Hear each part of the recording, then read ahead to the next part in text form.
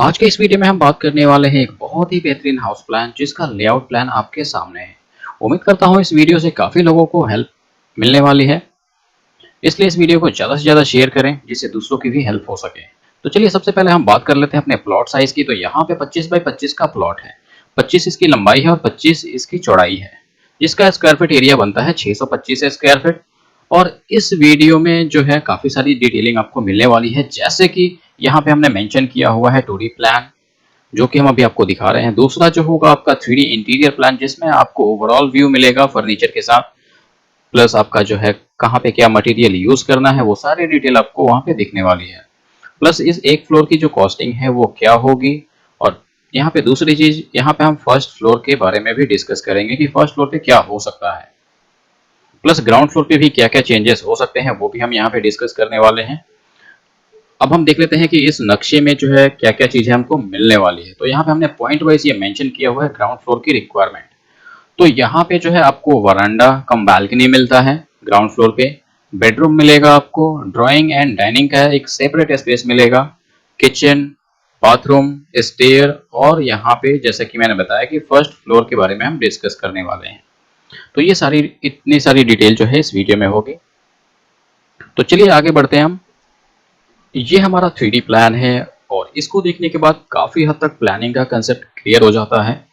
इसीलिए जो है हम 3D प्लान दिखाते हैं, जिसमें कि आपको एग्जैक्ट फर्नीचर की पोजीशन, प्लेसमेंट, प्लस मटेरियल, हमने कौन सा मटेरियल कहाँ पे यूज़ किया है, वो सारी डिटेल आपको देखने को मिल जाती है।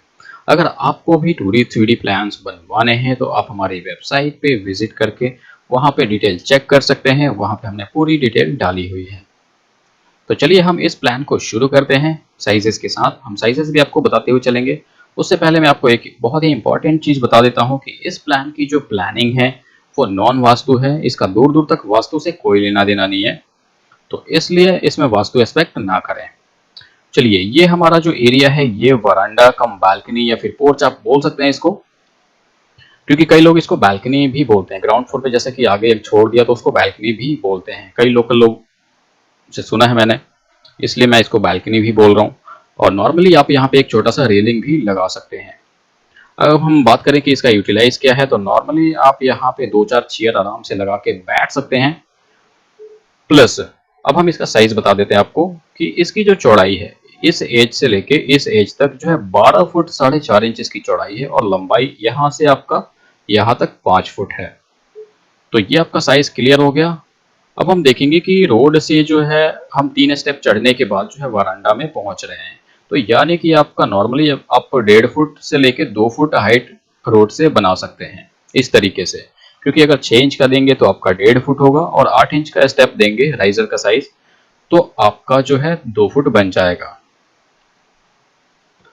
चलिए अब हम देखते हैं इस घर की मेन एंट्रेंस डोर। ये हमारी घर की जो है मेन एंट्रेंस डोर है, और इसकी जो चौड़ाई हमने रखी है 3 फुट 9 इंच रखी है, और हाइट आप नॉर्मली हाइट के हिसाब से रख सकते हैं। घर की जो हाइट है उसके हिसाब से 8 या 9 फुट रख सकते हैं।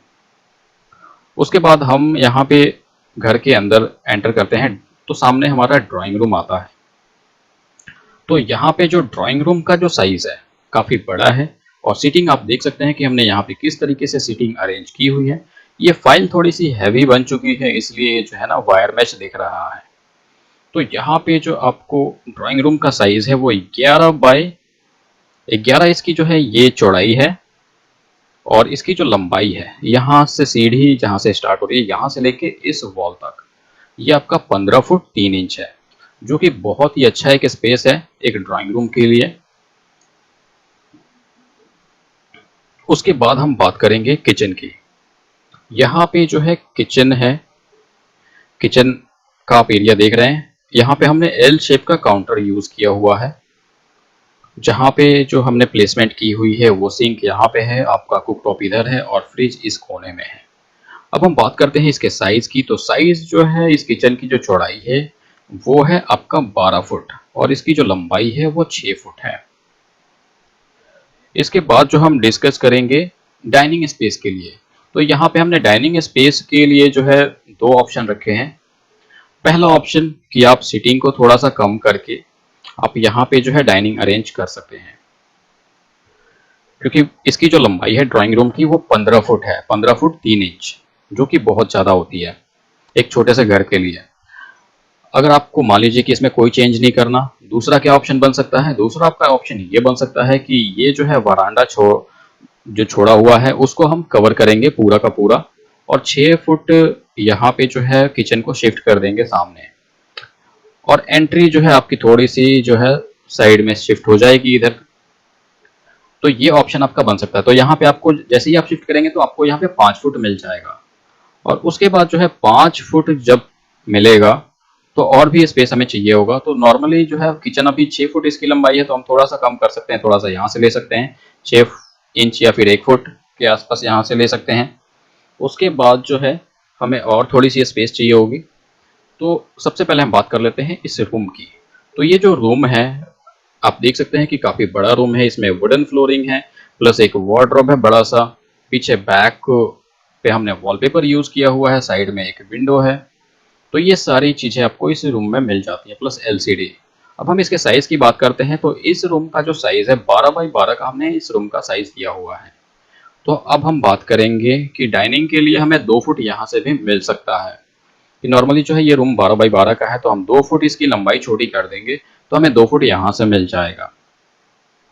तो इस तरीके से जो है हम यहाँ पे पूरा जो है 7.5-8 फुट तक स्पेस बना सकते हैं, जो कि आपके डाइनिंग एरिया के लिए बहुत ही सही है। तो इस तरीके से आपका डाइनिंग यहाँ पे अरेंज हो जाएगा। अब हम देख लेते हैं यहाँ पे जो है हमारा एक कॉमन टॉयलेट है। कॉमन टॉयलेट जो है इसका साइज हमने दिया हुआ है यहाँ पे 4 फुट 8 इंच इसकी पूरी चौड़ाई है, और लंबाई जो है 7 फुट 10 इंच है। और जो कि कॉमन है, यहाँ पे जो है आप क्या कर सकते हैं, सीढ़ी के नीचे इसका दरवाजा आपको देना है, जिससे कि कोई जो है यहाँ पे डिस्टरबेंस नहीं होगी बाथरूम में जाने वाले को, या फिर यहाँ पे सोफे पे बैठने वाले को। एक होता है कि सामने से अगर हो जाता है तो वो थोड़ा सा अनकंफर्टेबल सा लगता है, लेकिन ये सीढ़ी के नीचे से हमने इसलिए दिया कि जैसे कि एक टॉयलेट की जो है प्राइवेसी मेंटेन रहे थोड़ी सी। अब हम बात करते हैं कि सीढ़ी का जो नीचे का स्पेस है वो किस तरीके से आप यूज कर सकते हैं। यहाँ पे आप नॉर्मली या तो वॉश बेसिन यूज कर लीजिए, या फिर वॉशिंग एरिया के तौर पे आप इसको यूज कर सकते हैं।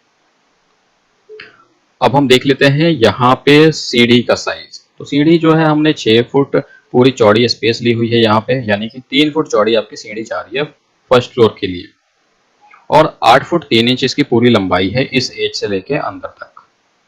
तो 6 बाई 8 फुट 3 इंच इसकी पूरी लंबाई बनती है। अब एक बार सीढ़ी का डिजाइन आप देख सकते हैं किस तरीके से है। यहाँ पे चौकी पे हमने सिर्फ 2 वाइंडर डाले हैं, जो कि बहुत ही कंफर्टेबल है। इस तरीके से आप 17 स्टेप दे सकते हैं। आप नॉर्मली 10 फुट की हाइट में, 10 फुट की हाइट में आपका कम से कम 15 स्टेप और ज़्यादा से ज़्यादा 17 स्टेप चलेगा। तो यहाँ पे जैसे मैंने बताया कि सीढ़ी की जो चौड़ाई है वो 3 फुट है, स्टेप 17 है, और ट्रेड का साइज हमने रखा है 10 इंच। तो इस तरीके से आपकी ये डिज़ाइन कंप्लीट होती है। अब हम बात करते हैं यहाँ पे कुछ बेसिक चीज़ें, कि नॉर्मली यहाँ पे जो है कई बार लोग क्या है कि कमेंट करते हैं कि चारों साइड से रोड है। तो चारों साइड से रोड होने का कोई मतलब नहीं बनता, वो 0% चांसेस होते हैं कि आपके प्लॉट के चारों साइड से रोड हो। अगर इस टाइप के लोग विंडो देख लेते हैं, अब यहाँ पे हमने फ्रंट से विंडो है, साइड से विंडो है, और इस साइड से भी और बैक साइड से भी विंडो वेंटिलेशन के लिए हमने दिया हुआ है। तो इसमें क्या है कि आप 2-3 चीजें मान सकते हो, जैसे कि आपका प्लॉट एरिया जो है 25 बाई 25 से थोड़ा सा बड़ा है, मान लीजिए कि आपका 30 बाई 30 का है, जिससे कि आपने थोड़ा बहुत एरिया अपने वेंटिलेशन के लिए साइड साइड में छोड़ा हुआ है। पहली चीज आपकी होगी। दूसरी चीज कि आपका प्लॉट साइज जो है नॉर्मली जो है 30 बाई 60 है, या फिर 40 बाई 40 इस तरीके का है। तो उसमें भी आप एक कोने में जो है चारों साइड से थोड़ा बहुत स्पेस छोड़ के आप बना सकते हैं। और तीसरी चीज ये भी हो सकती है कि आपके पास जो है नॉर्मली जो है 4-5 सेंस जो है आपके पास ज़मीन है, या फिर कट्ठे में बोले तो 2-4 कट्ठा आपके पास ज़मीन है, उसमें आपने जो है यहाँ पे कोने में बना लिया, या फिर 2,500-3 हज़ार स्क्वायर फीट का एरिया है पूरा, उसमें आपने एक छोटा सा 25 बाई 25 का घर बना लिया। तो उसमें आप चारों साइड से विंडो दे सकते हैं। क्योंकि अगर 1 साइड या फिर 2 साइड अगर रोड की बात करें तो वो नॉर्मली जो है शहरों में देखने को मिलता है। मैक्सिमम यही 2 फेस होते हैं, एक या तो आपको एल मिल जाएगा या फिर back to back front to back जो है रोड होंगी, या फिर आपका ओनली सिंगल साइड रोड होगा। तो ये ऑप्शन सिर्फ शहरों में मिलता है। बाकी ऐसे ऑप्शन जो है चारों साइड विंडो वाले, ये गांव एरिया प्लस कई बार क्या होता है कि कई स्टेट में जो है अथॉरिटी की ज़मीन होती है, म्यूनसिपालिटी की ज़मीन होती है, प्लस आपका पंचायत वाला ज़मीन होता है जिसमें कंपलसरी होता है 2.5-3 फुट छोड़ना, जिससे कि घर जो है एयरी बन सके। तो ये सारी चीज़ें होती हैं। अब हम बात कर लेते हैं इस प्लान की कॉस्टिंग की। तो इस प्लान को एज इट इज़ अगर आप बनाते हैं तो कम से कम आपका 8 लाख रुपए लगने वाला है इसमें, और मैक्सिमम अगर थोड़ा सा अगर आप बजट बढ़ा के चलना चाहते हैं तो आपका 10 लाख तक बजट पहुंच जाएगा। और इसमें जो है हमने चारों साइड से जो है ओपन है, तो इसलिए हमने यहाँ पे 9 इंच की दीवार दी हुई है और अंदर में हमने 4.5 इंच की दीवार दी हुई है। चलिए अब हम बात करें अगर इसके फर्स्ट फ्लोर की, तो फर्स्ट फ्लोर पे क्या है कि आप यहाँ पे 2 रूम बना सकते हैं। वो किस तरीके से होगा? प्लानिंग आपकी पूरी सेम रहेगी, ग्राउंड फ्लोर पे एज इट इज रहेगा। आप वरांडा रखना चाहते हैं तो आपका प्लान एज इट इज रहेगा। और एक छोटी सी फैमिली के लिए 3 बेडरूम बहुत होता है, तो आपका ग्राउंड फ्लोर पे 1 बेडरूम और फर्स्ट फ्लोर पे आपका 2 बेडरूम, ये 1 बेडरूम रहेगा फर्स्ट फ्लोर पे, और एक ये किचन और ये वरांडा को मिला के आपका 1 रूम और बन जाएगा। और साथ में आपको यहाँ पे एक हॉल मिल जाता है। हॉल को आप एज ए बालकनी ट्रीट कर सकते हैं फर्स्ट फ्लोर पे, सामने से अगर आप ओपन रखेंगे तो एज ए बालकनी ट्रीट उसको कर सकते हैं। तो ये एक बहुत ही अच्छा ऑप्शन हो सकता है। और फर्स्ट फ्लोर पे ये बाथरूम का जो है थोड़ा सा ये जो डोर है वो चेंज हो जाएगा, वो हो जाएगा आपका सामने से। तो ये बहुत छोटी छोटी चीजें हैं जो आप करके जो है फर्स्ट फ्लोर भी रेडी कर सकते हैं। तो उम्मीद करता हूँ इस वीडियो से काफी लोगों को हेल्प मिली होगी, इसलिए इस वीडियो को ज्यादा से ज्यादा शेयर करें जिससे दूसरों की भी हेल्प हो सके।